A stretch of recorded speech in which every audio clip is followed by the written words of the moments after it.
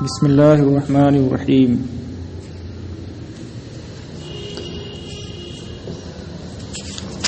وَإِذَا مُدِحْتَ فَلَا لِتَكْسِبَ رِفْعَةً لِلشَّاكِرِينَ عَلَى الْإِلَٰهِ ثَنَاءُ.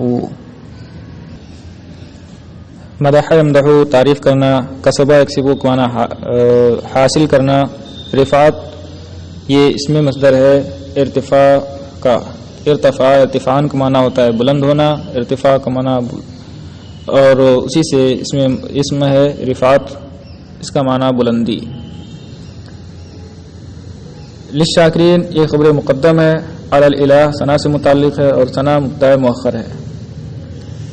اور جب تیری تعریف کی جائے تو اس لیے نہیں تیری تعریف کی جاتی ہے کہ تو اس سے رفعت اور بلندی حاصل کرے.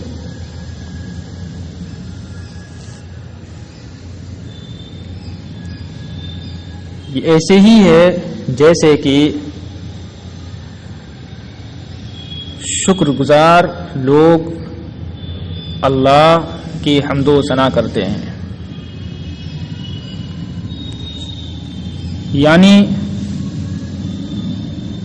تیری جو تعریف کی جاتی ہے تو اس لیے نہیں کہ اس سے تیرا مقام و مرتبہ بلند ہوتا ہے، بلکہ تعریف کرنے والا تیری تعریف اس لیے کرتا ہے تاکہ تیرے مادحین تیری تعریف کرنے والوں کے زمرے میں اس کا شمار ہونے لگے اور تیری تعریف کرنے کا سے شرف حاصل ہو جائے.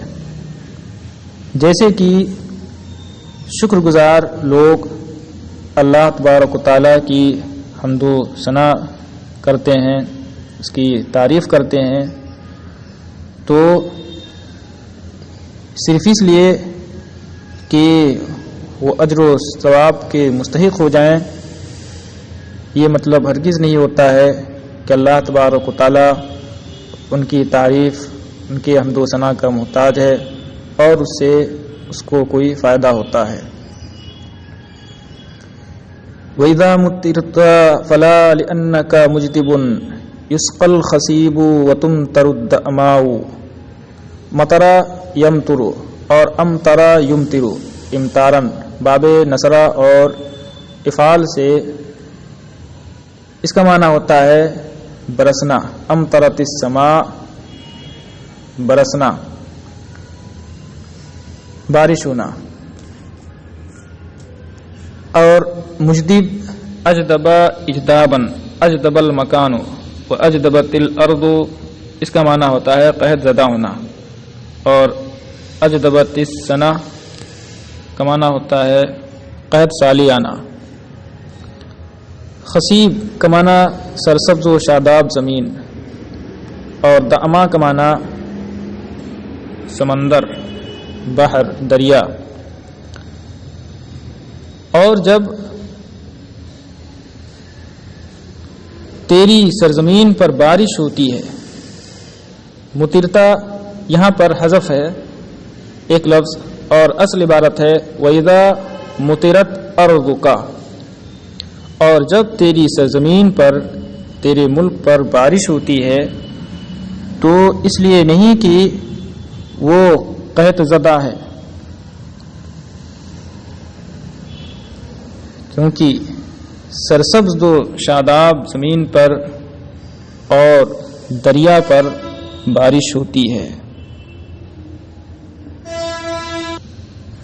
یعنی تیری سرزمین، تیرے ملک پر جو بارش ہوتی ہے تو ایسا نہیں ہے کہ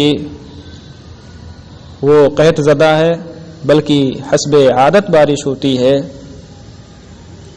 اس لیے کہ سرسبز و شاداب زمین اور دریا میں بھی بارش ہوتی ہے، حالانکہ ان دونوں کو پانی کی ضرورت نہیں ہوتی ہے. لم تحکی نائلک السحاب وانما حمت به فصبیبها الرحضاء. حکا یحکی کا معنی ہوتا ہے نقل کرنا. نائل کا معنی عطیہ، بخشش، سخاوت. صحاب جمع ہے واحد صحابہ اور اس کی جمع صحب ہے. حما یا حمک معنی گرم کرنا، حما کا معنی بخار، اور حما یا حما بخار زدہ ہونا۔ سبیب سبا یا سبو کا معنی ہوتا ہے انڈیلنا، سبیب بمعنی مسبوب انڈیلا ہوا، اور سبیب السحاب بمعنی بارش۔ اور رحضہ بخار کے بعد جو پسینہ آتا ہے اسے رحضہ کہا جاتا ہے، اس پسینے کو۔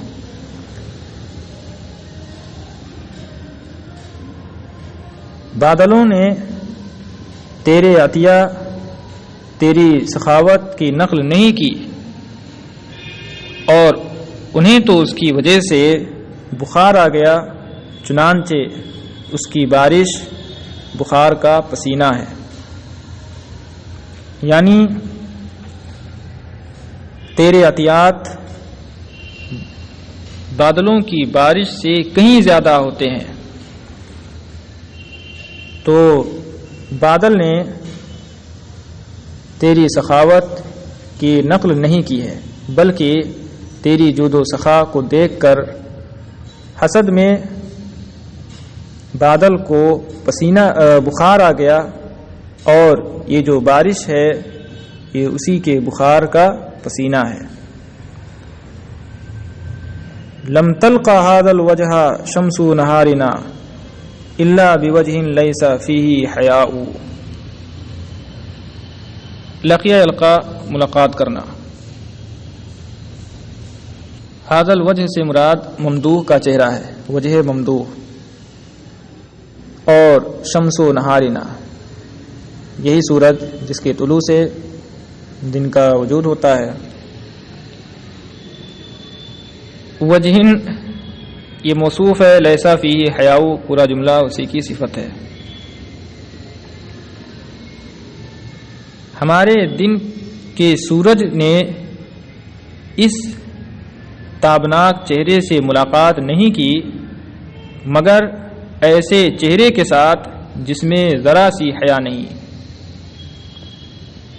یعنی ممدوح کا چہرہ نہایت حسین و جمیل اور سورج سے کہیں زیادہ چمکدار تابناک ہے، روشن ہے۔ تو سورج کو چاہیے تھا کہ اپنا عیب چھپانے کے لیے طلوع نہ ہوتا، لیکن کیونکہ اس سے زیادہ خوبصورت اور روشن چمکدار چہرہ اس دنیا میں موجود ہے میرے ممدوح کا، تو اس کے باوجود وہ طلوع ہوتا ہے، یہ اس کی بہت بڑی بے شرمی ہے۔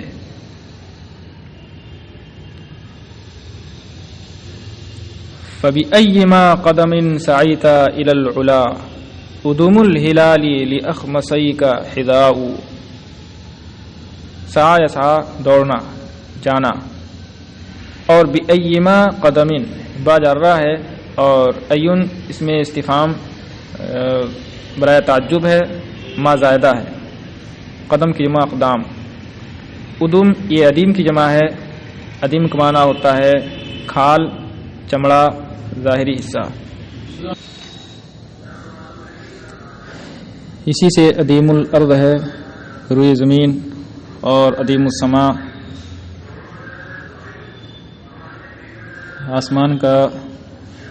آسمان کی نچلی سطح۔ ہلال کا معنی چاند، ہلال کی جمع اہلہ ہے۔ اخمس سے تثنیہ کا صیغہ اخمسین ہے، نون اضافت کی وجہ سے گریا ہے، اس کی جمع خامس ہے۔ اخمس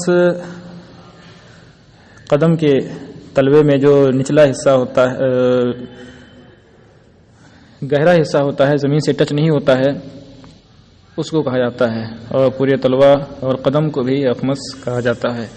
حذاء کی جمع احذیہ، حذاء کا معنی جوتا۔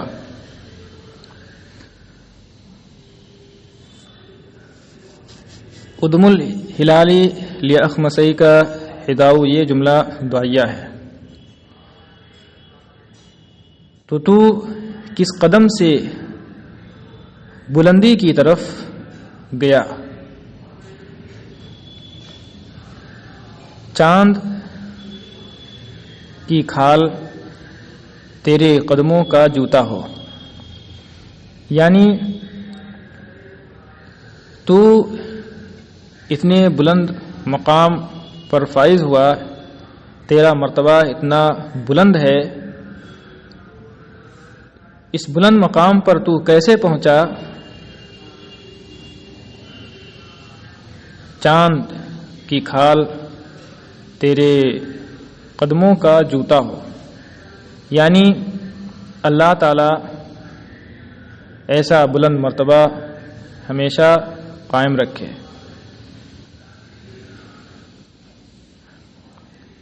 اور آسمان تیرے زیر قدم رہے، جو بلند مرتبہ تجھے ملا ہے، اللہ تبارک و تعالی تیرے اس بلند مرتبے کو باقی رکھے کہ آسمان تیرے زیر قدم رہے، یعنی یہ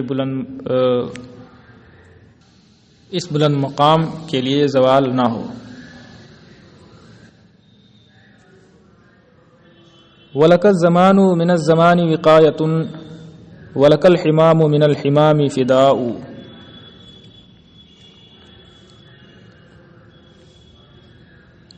وقایا کا معنی ہوتا ہے ڈھال، وقایتی کا معنی ہوتا ہے بچانا، حفاظت کرنا۔ وقایا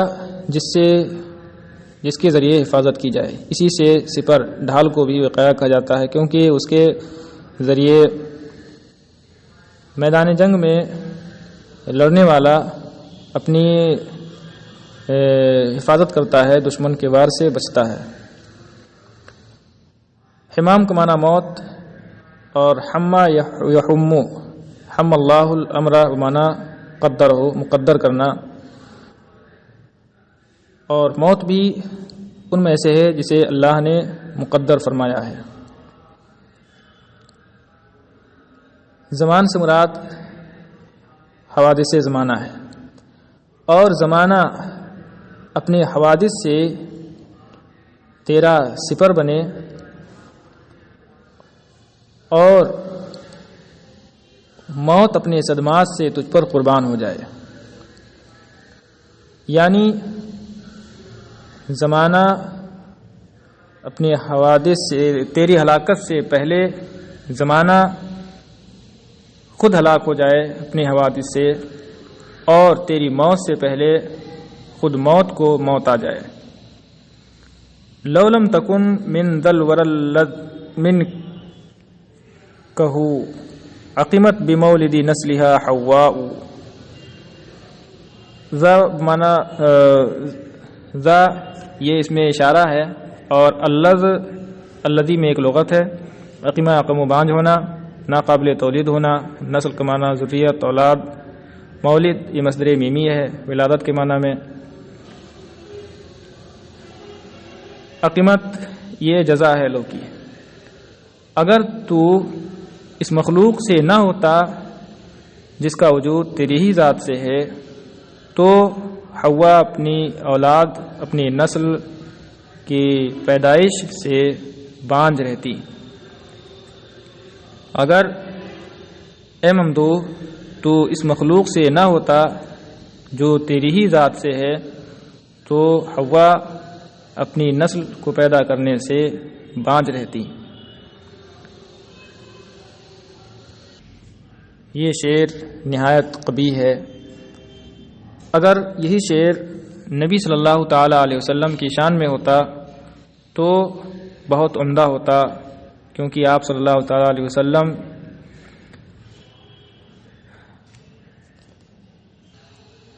کے نور سے سارا جہان بنایا گیا۔